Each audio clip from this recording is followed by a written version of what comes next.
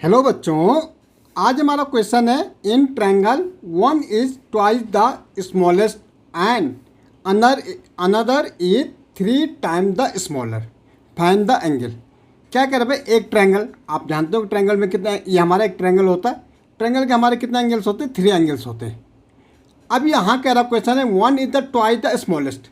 भाई एक हमारा क्या है, ट्वाइस है, किससे? स्मॉलेस्ट से। अब स्मॉलेस्ट बाय द वे में स्मॉलेस्ट को बोलता है एक्स। भाई हमने तीन एंगल हमारे एक ट्रायंगल में, एक को हमने एक्स ले लिया। अब दूसरा क्या है? बोल ट्वाइस है, स्मॉलर से। अगर ये स्मॉलर है तो दूसरा क्या होगा? ट्वाइस होगा। तो एक्स का ट्वाइस क्या हो जाएगा भाई? 2x हो जाएगा। And another is 3 time the smaller. और अब जो तीसरा एंगल है, अनदर मतलब दो तो हमने देख दिया, एक छोटा है, एक उससे ट्वाइस है, और तीसरा है 3 टाइम्स। 3 टाइम्स में एक्स का 3 टाइम्स क्या होगा? 3x होगा। तो कह रहा फाइंड द एंगल, यही हमें इसमें बताना है। सिंपल है, तो let the smallest angle x. हमने बोला भाई सबसे छोटा जो एंगल हमारा है वो एक्स है। अब कह रहा one is the twice the smallest. भाई जो एक एंगल है हमारा ट्वाइस है, स्मॉलेस्ट है। देन सेकेंड एंगल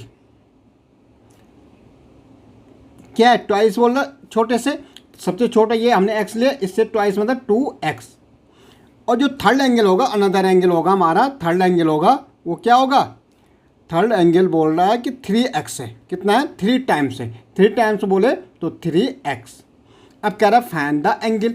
भाई अब हमने बोला एक ट्रायंगल के हमने तीनों एंगल, ये x है, हमने बोला बाय द वे ये 2x हो गया, और ये हमारा 3x हो गया।